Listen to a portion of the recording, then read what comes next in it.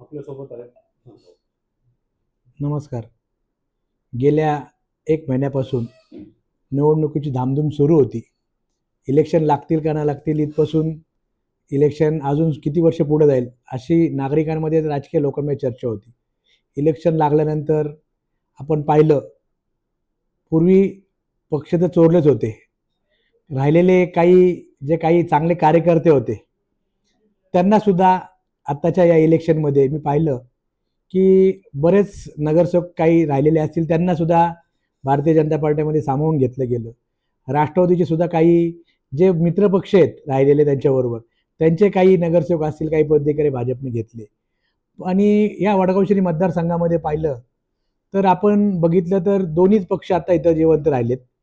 एक तर अजित पवारांचा जो राष्ट्रवादीचा पक्ष आहे आणि भाजप यांनी आता समोरच्या पक्षातील सर्व जे काही स्ट्रॉंग कार्यकर्ते होते त्यांनासुद्धा आज त्यांच्या पक्षात समावेश करून घेतलं.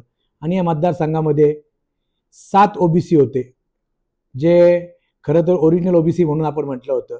पण यांनी या गावकी भावकीच्या राजकारणामध्ये या ठिकाणी मला वाटतं 4 खांदवे असतील, 5 टिंगरे असतील, 3 पठाऱ्यांच्या घरात दिलेत. हे सगळं गावकी भावकीचं राजकारण, गलांडे 4 असे फक्त या ठिकाणी यांच्या नातेगोत्यातच तिकीटं गेली. सर्वसामान्य कार्यकर्ता आता या ठिकाणी काम करू शकत नाही. त्यामुळे मी सुद्धा थांबायचा निर्णय घेतला.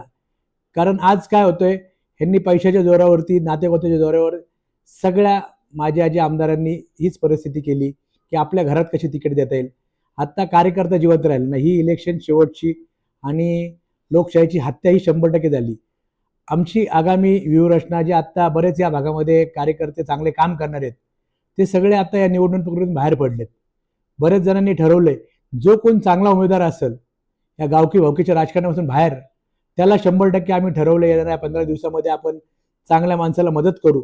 तो कुठल्या पक्षाचा आहे, कुठल्या जातीचा आहे, त्याच्यापेक्षा काम करणाऱ्या कार्यकर्त्याला ताकद देऊ, हे आम्ही सगळ्यांनी ठरवलेलं आहे.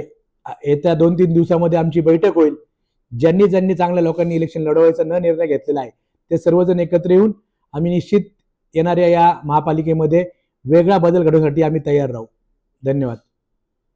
शेवटी म्हणजे एकंदर या निवडणुकीवर असं बघितलं जातं, कार्यकर्त्यांनी सतरंजा उचलायच्या आणि जे विद्यमान आहेत, जे श्रीमंत आहेत आणि आयाराम सर, आहे त्यावेळी जो येतो त्याला उमेदवारी दिली जाते, असं एकंदर.